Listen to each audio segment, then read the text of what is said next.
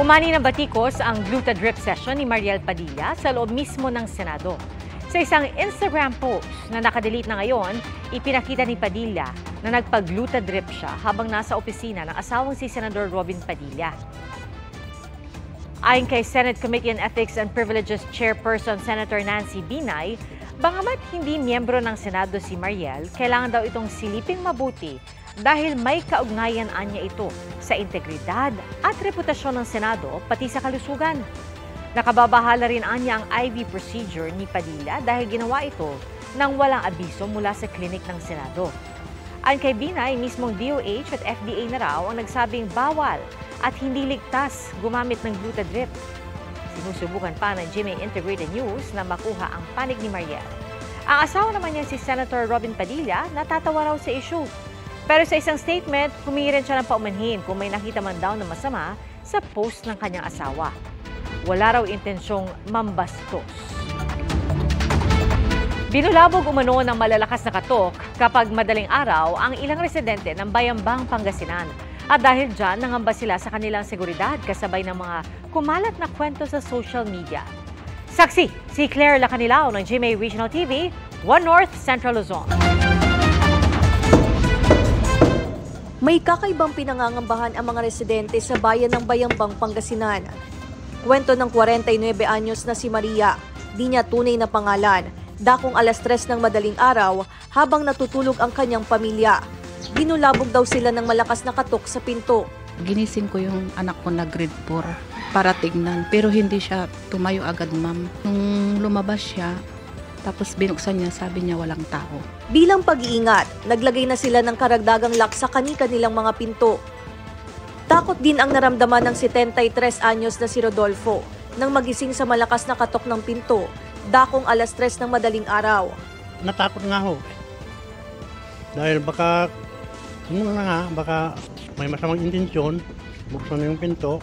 Mayroon nang nangyari dyan sa kabilang barangay. Kumalat ang insidente sa social media, kaya nagdulot din ng takot sa iba pang mga residente. Sa investigasyon ng otoridad, nalaman na ang kumakatok sa 10 oras ng gabi, isang residente mula sa Karatig Bayan na may sakit umano sa pag-iisip. Then this person po posted this one po sa kanilang Facebook page or sa kanilang social media platform po. Then may iba pong mga kabataan na sumakay doon or nag-ride on doon po sa kwento na yon. Nananawagan ang mga opisyal ng Bayambang na huwag magpakalat ng maling impormasyon sa social media. Para sa GMA Integrated News, Claire Lacanilao ng GMA Regional TV 1 North Central Luzon, ang inyong saksi. Kampante raw ang COMELEC at ilang election watch groups na di mahahak ang Miro system sa eleksyon 2025. Sa kabila ng ilang ulat na may mga nag-aalok umano sa ilang balak kumandidato para manipulahin ang resulta. Saksi si Maki Pulido. Batay sa report mula sa COMELEC field offices, may mga personalidad daw na kumakausap na sa mga balak kumandidato sa 2025 elections. Ang alok sa mga politiko kapalit ng malaking halaga, imamaniobra ang resulta ng automated elections para tiyak ang pagkapanalo nila. 100 million pesos ang singil sa mga kakandidatong governor, 70 million kung Congress at 50 million kung mayor. Kalat na raw ito sa Visayas at Mindanao at may ilang mga kaso na rito sa Luzon. At sinasabi kayang-kaya daw gawa ng paraan, may kausap sa atin daw pong provider. Sino pong provider na kausap nila? Wala pa naman tayo ina-award noong nakaraang linggo. At pagkatapos, may mga kausap daw dito sa COMELEC, sa Information and Technology Department. Paiimbestigahan na ito ng COMELEC sa NBI pero hindi na raw ito bago. Mula raw na maging automated ang eleksyon noong 2010, may mga ganito na raw na alok sa mga politiko. At kahit ano pa raw ang sabihin, imposibleng ma-hack ang sistema ng COMELEC para mabago ang resulta ng eleksyon. Yung pong mga makina natin, hindi po kasi siya nakabit sa kahit anong external whatsoever. Ito po ay independent and therefore gumagana ng sarili nang wala pong kabit o kable ng kahit na nanggagaling sa labas. So imposible po na ma-hack mismo yung ating makina. Mataas po ang end-to-end encryption natin at isa po yan sa dahilan kung bakit po tayo pumapasa sa international certification. Miro Systems ang nanalong bidder para sa 2025 midterm elections. Kampante naman daw ang ibang election watch groups tulad ng Lente sa pagkakapili sa Miro dahil naging transparent daw ang proseso.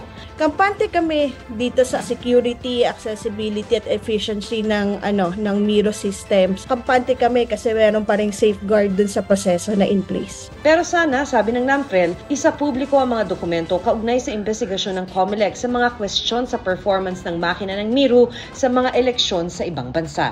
When they did the checks and research work, they also have to share it with the public. Ano yung mga bagay na nalikop ninyo na nagsasabi na hindi totoo at wala naman halaga pala yung mga paratang laban sa Miro. Para sa GMA Integrated News, ako si Maki Pulido, ang inyong saksi. Isang malaking tagumpay ang nakamit ng Amerika sa paglapag ng una nitong spacecraft sa buwan matapos ang mahigit 5 dekada. Kasabay niya ng National Astronomy Week dito sa Pilipinas. Pero kaya nga bang ma-enjoy ang astronomy kahit ng mga walang budget? Saksi, si Jamie Santos. Welcome to the moon. Another giant leap for mankind. Sa unang pagkakataon sa kasaysayan, isang pribadong kumpanya ang nakapagpalapag ng spacecraft sa buwan. Yan ang Odysseus na unang US spacecraft din na nakalapag sa buwan matapos ang mahigit 50 taon. Kabilang sa misyon nito, kumalap ng iba't ibang data na posibleng magamit sa plano ng Amerika na muling magpadala ng mga tao roon sa mga susunod na taon. Para maunawaan ang mga misteryo ng kalawakan, malaki na ang inunlad ng teknolohiya.